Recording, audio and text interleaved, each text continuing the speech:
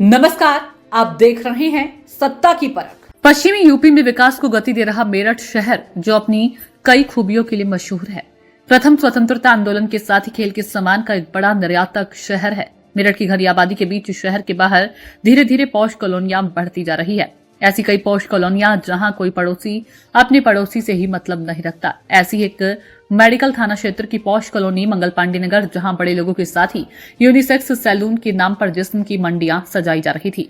शहर के कई स्थानों पर इस सैलून के बड़े बड़े होर्डिंग्स इस बात की गवाही दे रहे हैं कि किस प्रकार ये धंधा खुलेआम चल रहा था। पिछले दिनों हनी ट्रैप की एक शिकायत चलते एकाएक यूनिसेक्स सैलून पुलिस के रडार पर आ गया। पुलिस के आला अफसर इस सैलून पर नजर रखने लगे। कॉलोनियों के निवासियों का आरोप है कि यहां संदिग्ध व अनैतिक कार्य होता है। लोगों की बढ़ती आवाजाही से कॉलोनी निवासी खासे परेशान थे। शिकायतों की बढ़ती संख्या और यहां जज कॉलोनी होने के चलते रविवार को मेडिकल थाना पुलिस व AHTU तथा पुलिस महिला को साथ लेकर CO सिविल लाइन ने इस सैलून पर दबिश दी तो वहां पुलिस वालों को देख भगदड़ मच गई। संचालिका बताई जा रही है, एक महिला कूदकर मौके से फरार हो गई। भीतर जो लड़कियां बैठी थी उनसे कई बुरी तरह से घबराकर रोने बिलखने लगी। वक्त जाया किए बगैर पुलिस टीम ने तेजी से कार्रवाई करते हुए मौके से 9 लड़कियों व 7 पुरुषों को पकड़ा। इन सभी को हिरासत में लेकर मेडिकल थाने पहुंच गए। लड़कियों को महिला थाने भेज दिया गया। छापे के दौरान पुलिस को ऐसी चीजें भी मिली जो कि आमतौर पर सैलून सरीखी या फिर मसाज पार्लर सरीखी जगह पर नहीं मिला करती हैं। बेडरूम में ही ऐसी चीजें होनी चाहिए थी, लेकिन कहा जा रहा है कि छापे के दौरान ये तमाम अवांछित चीजें यूनिसेक्स सैलून से बरामद हुई है।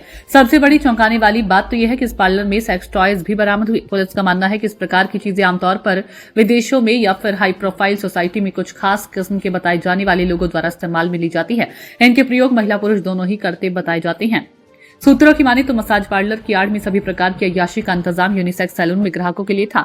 मसाज कराने वालों को स्पेशल सर्विस ऑफर की जाती थी, जिसमें मसाज के साथ मनपसंद लड़की के साथ सेक्स की सुविधा थी। इसके लिए 2 से 5 हजार रुपए तक वसूले जाते थे। इसके अलावा घंटों के हिसाब से चार्ज लिया जाता था। पुराने कस्टमर के लिए मोबाइल पर फोटो भेजने की सर्विस थी। पसंद होने पर पुराने ग्राहक पार्लर में पहुंच जाते थे। उनसे तगड़ी कमाई की बात कही जा रही है।